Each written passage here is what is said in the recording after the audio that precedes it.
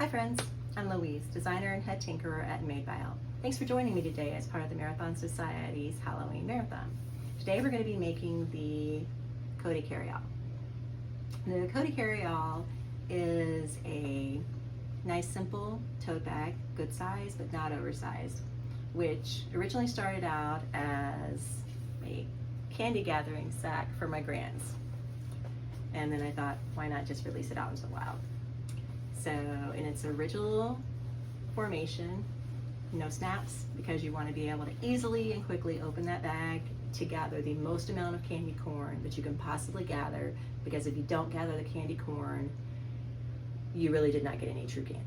So this is what I made for my granddaughter, my Lynxie Dinks, with an adorable print. But in its final iteration, it comes as a little bit more dignified of a tote bag with a magnetic snap. And the one we're going to be making today features this gorgeous print, Robin's Journal print from Natural Nerd Fabric and Hardware. It's cotton woven exterior, cotton muslin lining with a magnetic snap. Both the exterior and lining are interfaced with Sewfuse from Castine Handcrafted. And webbing straps. My webbing is from Wawak or Waywak, whichever way you say it. We're going to be making the bag today on my industrial Thor 1541 and sewing with Tex 70 thread, also from Wawak. This pattern is very adaptable. You can look at this as a blank canvas that you can choose your own adventure on. You like pockets? I do.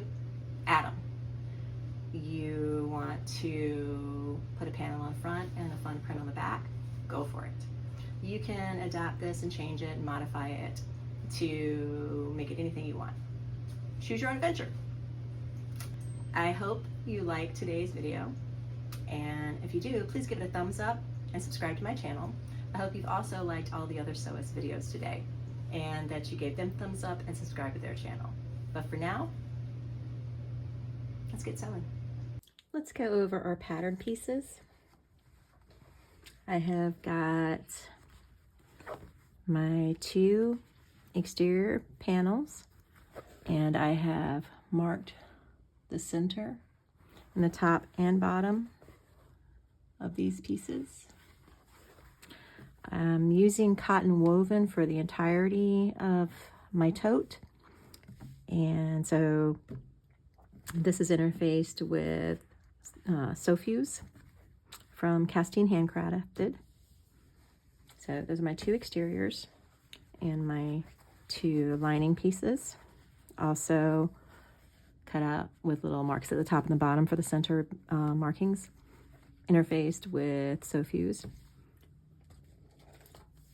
And two pieces of webbing for my straps, cut to the dimensions given in the pattern. And I've also got a sew-in label and a magnetic snap.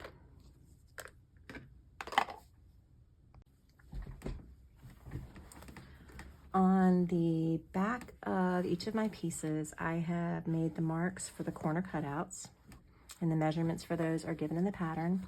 On the back of my lining pieces, I have made the marks for the corner cutouts, and I have also made marks at the measurement given in the pattern for inserting a magnetic snap.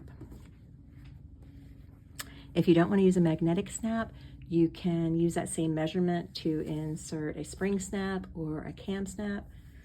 And as the pattern was initially written or utilized, it was intended to be a trick-or-treat bag for my grandchildren. It did not have a snap on it at all, so you can always leave that off, but we wanted to include that information. And on my webbing, I have drawn lines on the ends of both pieces of webbing at the measurement given in the pattern for when we go to attach those. I cut out my corners off camera, so let's install our magnetic snaps. So I've got my marks. I used my washer to make the marks. I just drew the marks on with a regular pencil. I'm going to take seam ripper, slide it in there, and carefully cut upward. Want to be careful just to not push too hard so you don't make a big cut. You can also use an X-Acto knife. As this is cotton woven, I am going to add a little bit of fray check.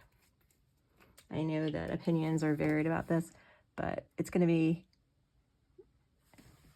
not going to be seen because it will be behind the magnet, so I'm not worried about any potential discoloration. I've never experienced that, but I've heard that it can happen. This is on the lining, and again, the magnet's going to cover it, so I don't think it'll be a problem for us. And I would rather protect the cuts than not.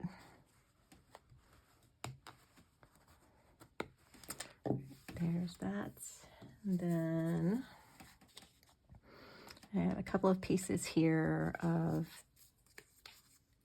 a Profuse stiff that I am using to back my washers.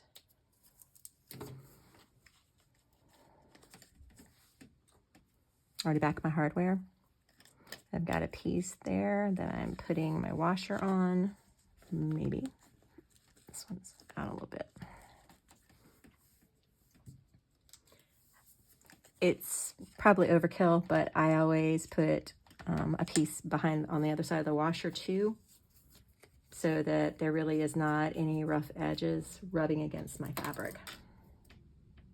I feel like it reduces the chance of it tearing. I could be completely over dramatizing it, but that's how I do it. I also fold my prongs in. I think the school of thought on this is quite close to 50-50 as to which way is the best way to go. I push them in.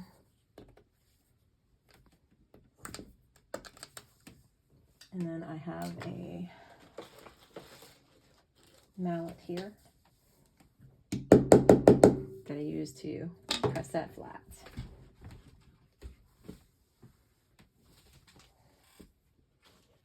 Then I back. Something just fell and I don't know what. Then I cover this with a piece of duct tape just to help hold the prongs down. I'm going to do the same thing on this panel for the other magnetic snap.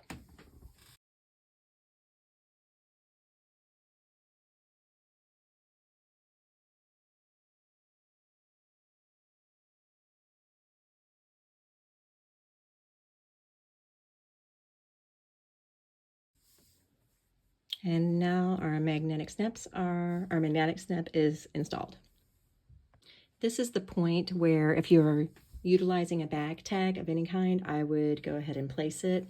I'm using a sew-in label, and I've placed it 2.5 inches down on one of my exterior panels, and I've sewn it in. Now what we want to do is we want to take our two exterior panels, we want to lay them right sides together. We want to align our center marks or line up your edges if you did not make center marks. I do recommend making center marks, but you can choose your own adventure with this. And we're going to put some clips around.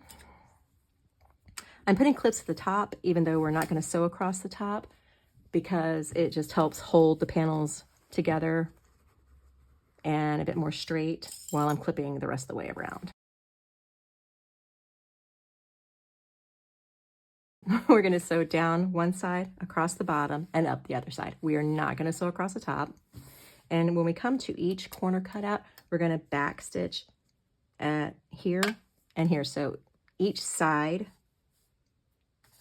is a separate seam, and we're going to back stitch the beginning and the end of it as we go. We're going to sew this together with the seam allowance listed in the pattern, and again we're going to back stitch the beginning and end of each seam.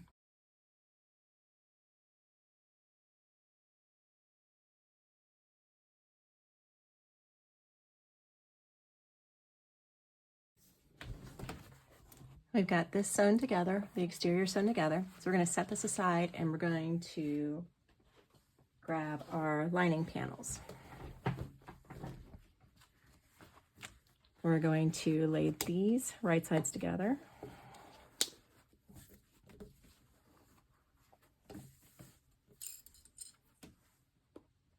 Since we've got the magnets installed, they hold pretty well. We don't have to do a whole lot of clipping there.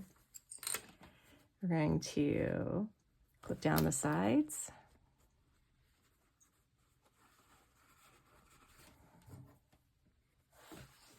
On the bottom, we want to leave an opening wide enough for us to be able to turn the tote through. And because I am absolutely notorious for sewing my turning opening closed, I either use a different kind of clip or I turn a clip upside down to remind myself, catch my attention, so that I know to not sew over it like I'm really, really, really excellent at doing.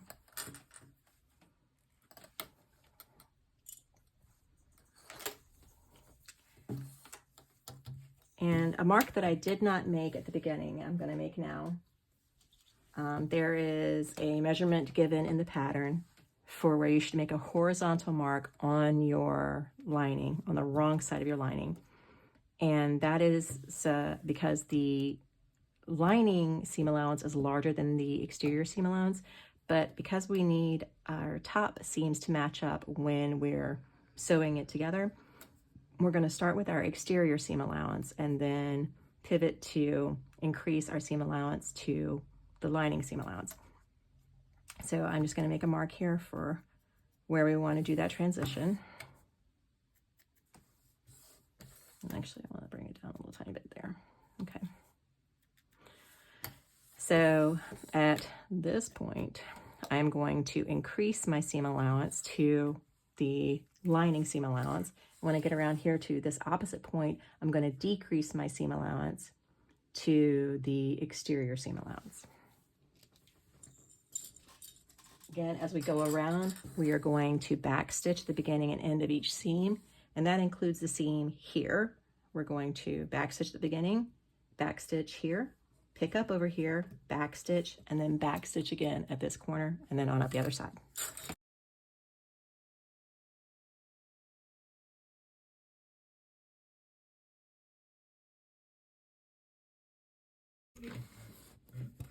Now I'm pivoting to increase my seam allowance. Backstitch here at my first mark for my turning opening. Move over to the other side. And again, backstitch here as well.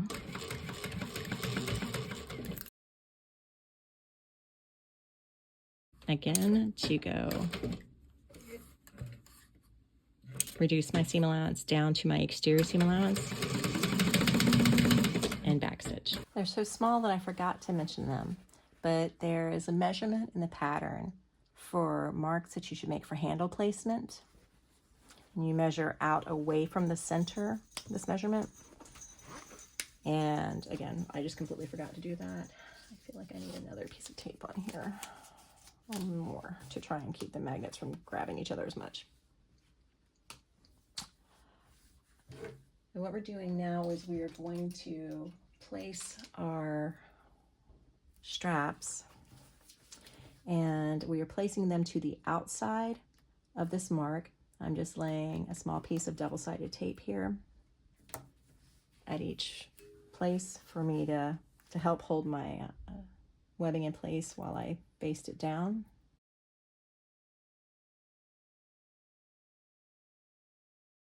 You do not need to use tape. You don't need to use glue. You don't need to use anything. It's just my preference. And what we want to do now is ensure that our webbing is straight, and with the marks that we made on them up, that being the right side, that side up, we're gonna reach in here, drop them down, And the line that we drew is how much we want our strap to overhang. So we're going to place our strap again right against the mark that we drew out from the center for the placement. We're going to lay our strap right there, press it down, and clip it. Again, I've got tape. I'm also clipping. And do the same thing for the other end of the strap.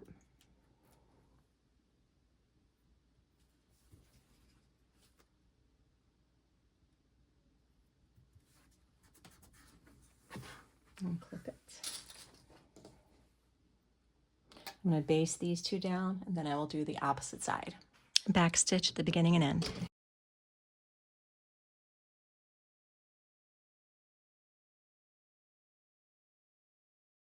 I'm going to do the same thing for the other side and the other handle.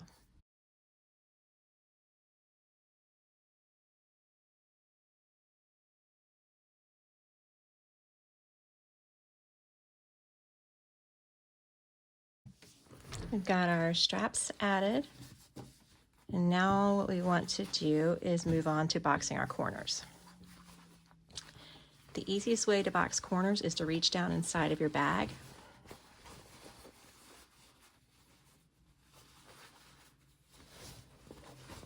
and pull it straight out.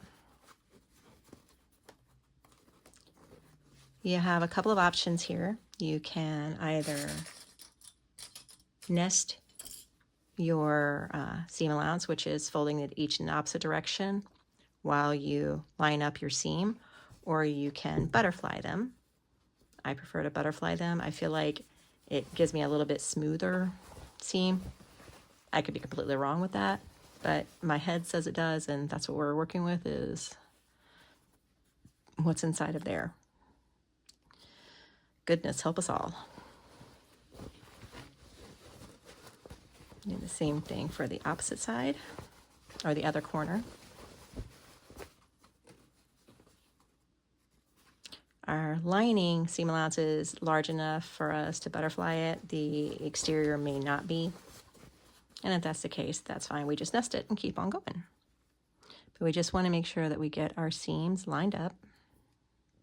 It's a little bit easier if you keep them connected like I did. You can see the little stitch here holding them together. I didn't cut my threads there, so it makes it a little bit easier to line them up together.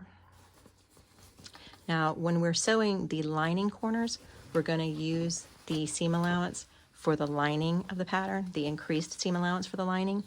And when we do the exterior, we will use the seam allowance for the exterior.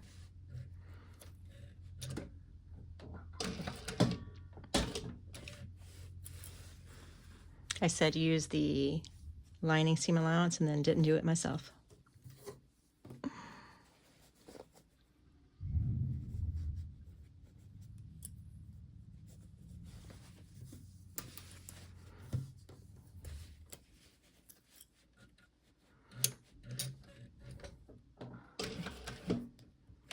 Back stitch at the beginning and end. I'm going to repeat that for the other side. On our lining piece,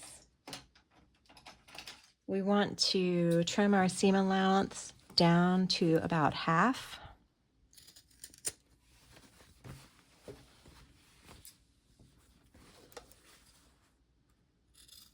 We'll not be trimming the seam allowance for the exterior. If you're using a thicker material and feel that it would help you, then please feel free to do so. Now I'm going to box the corners on the exterior, same as we did for the lining. Only difference being, again, the seam allowance here on the exterior is smaller, so it might be harder to butterfly. I can do it, but depending on your textile, you may not be able to with the exterior seam allowance. Cotton woven makes it a little bit easier.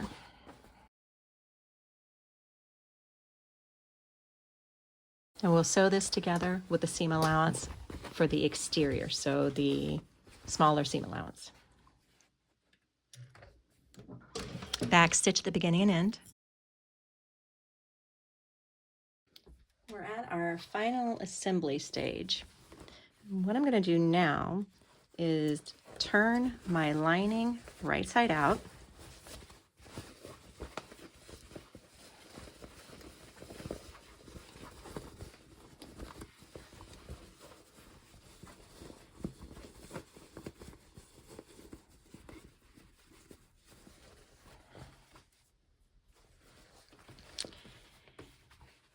And I am going to slide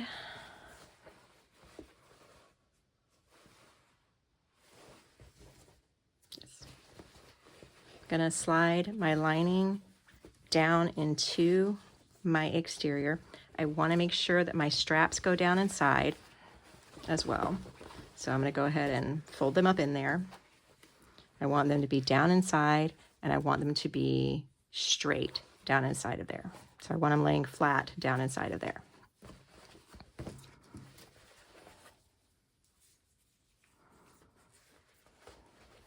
All right, slide this down and start by matching the centers on my lining and my exterior. And clip the other center, opposite center, and then my sides. Again, if you can splay your, if you can butterfly your seams, for me, I think it lays better. If you can't do it, then just do the best that you can and go ahead and nest them.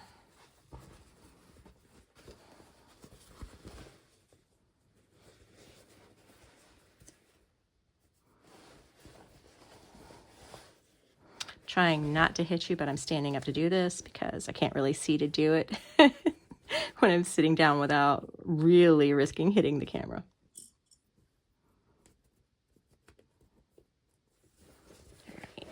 And then on the sections, what we want to do then is just like try and push our lining down inside of there so that it sits a little bit better. And just pull between the sections, pull it snug, and clip.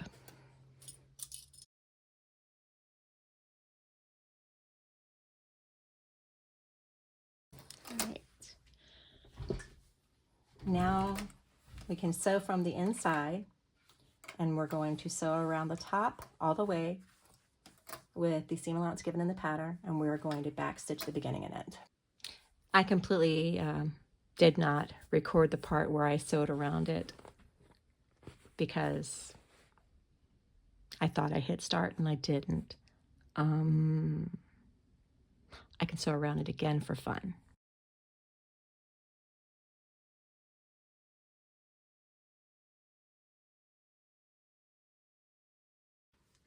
Now we want to turn our bag out through the opening in the bottom of our lining.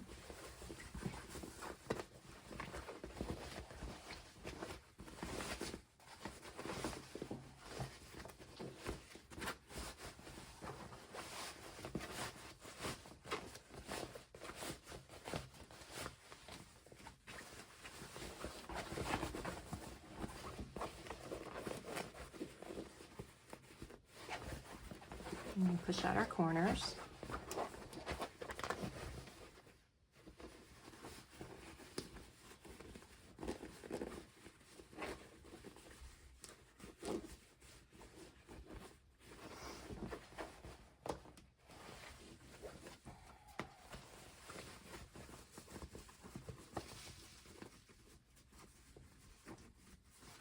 I personally always do my top stitching before I close up my turning opening, just in case I need to be able to reach inside and push a seam out.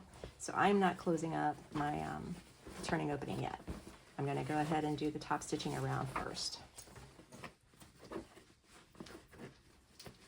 And for me, it's just easier because I don't have a whole lot of hand strength due to a spinal injury. So it's just much easier for me if I can reach inside rather than trying to pull the fabric apart because my fingers can't always do it. So we're just going to start working and rolling the seams if you can. If you can't, reach inside. For thicker seams here at the side, I am going to break out my mallet, my big one though, not my little one. My machine can sew over this, but on a domestic machine, this would be a little bulky.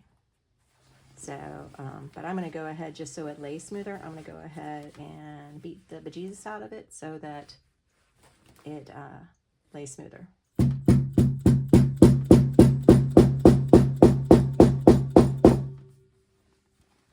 you can see that's a pretty big difference right off the bat there.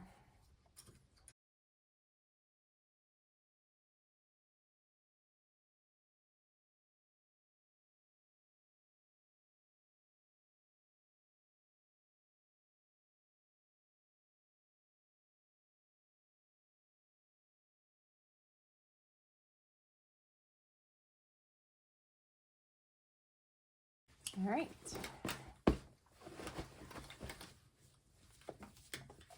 Now I'm not going to turn my bag. I'm going to sew from the outside.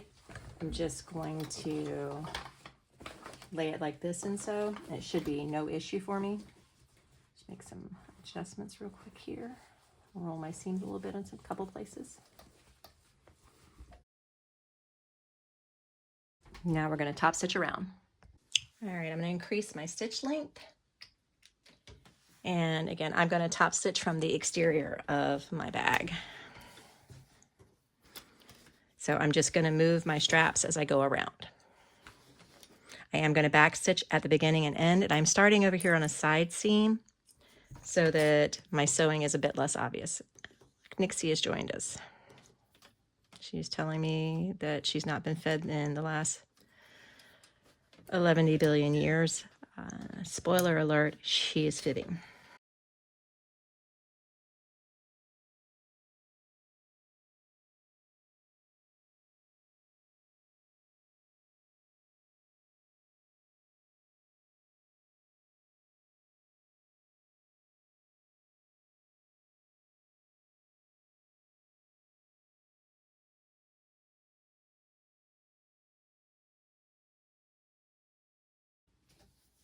We are almost done. Now all that is left is to pull the lining out.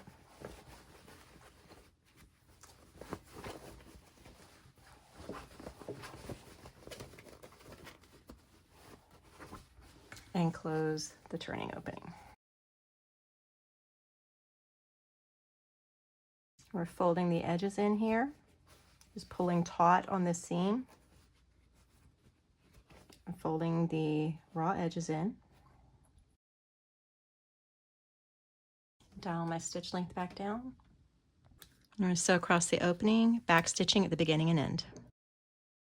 You want to keep your stitch very close to the edge while making sure that your fold is flat and straight. All right, you can see our turning opening is closed up. I'm going to push our lining back inside.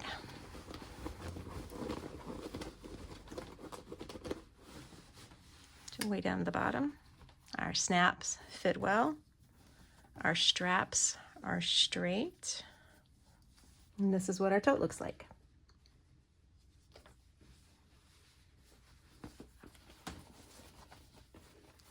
Our Coty Carryall. You can see that our lining fits down inside of there really well. Not a lot of bagging and sagging. It's a decent size tote. Let's see, what have I got here? What have I got? For example, here is my iPad Pro 11. And that's it standing up inside of there. Let's see if we can see. There we go. So it's standing up inside of there. Got a couple inches left at the top. Or if I turn it on its side, I've got room down inside of there for it and a bunch more stuff. So It is a very nice size, I think. And of course, the gorgeous Robin's Journal print from Natural Nerd. This one is totally mine. This one's going nowhere. This is my tote. I hope that you've enjoyed making this. If you do make it, please share it in my group, Made by Elle, on Facebook, and let me know what you think of it. I hope you've had fun today. I hope you've enjoyed this video and all of the other Sewist videos today and all of the ideas that we've had for you. Remember that this one started out as a trick-or-treat bag, so if you leave the snap off of it, then it's much easier to get to the candy. And honestly, don't we all just want to get to the candy quicker? Oh, and there's Nixie, trying to take everything down. Thank you so much. Have a great day.